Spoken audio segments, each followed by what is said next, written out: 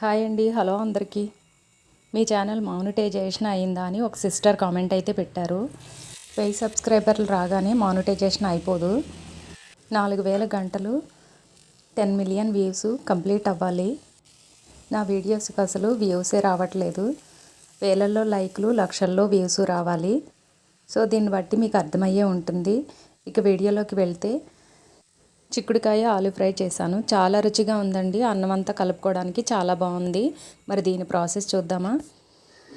దీనికోసం స్టవ్ మీద ఒక గిన్నె పెట్టుకుని ఆయిల్ వేసుకుని ఆయిల్ హీట్ అయిన తర్వాత చిక్కుడుకాయ ముక్కలు, అలాగే కట్ చేసి ఉంచుకున్న బంగాళదుంప ముక్కలు కూడా వేసుకుని చిక్కుడుకాయ ముక్కల్ని, బంగాళదుంప ముక్కల్ని లో ఫ్లేమ్లో పెట్టుకుని బాగా వేయించుకోవాలి. ఇలా బాగా వేగిన తర్వాత కట్ చేసి ఉంచుకున్న ఉల్లిపాయ ముక్కలు, పచ్చిమిర్చి ముక్కలు కూడా వేసుకుని వీటిని కూడా ఉప్పు వేసుకుని మగ్గించుకోవాలి. ఇలా బాగా మగ్గిన తర్వాత అల్లం, వెల్లుల్లి, నువ్వులు కలిపి దంచిన పేస్ట్ వేసుకుని పచ్చివాసన పోయే వరకు మగ్గించుకోవాలి. ఇలా పచ్చివాసన పోయే వరకు మగ్గించుకున్న తర్వాత 1 టీ స్పూన్ పసుపు, 2 టీ స్పూన్ల కారము వేసుకుని అలాగే కొంచెం కరివేపాకు కూడా వేసుకుని బాగా మగ్గించుకోవాలి.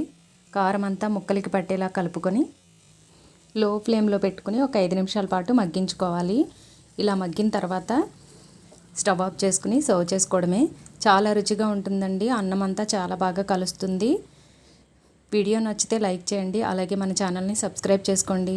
Thank you for watching.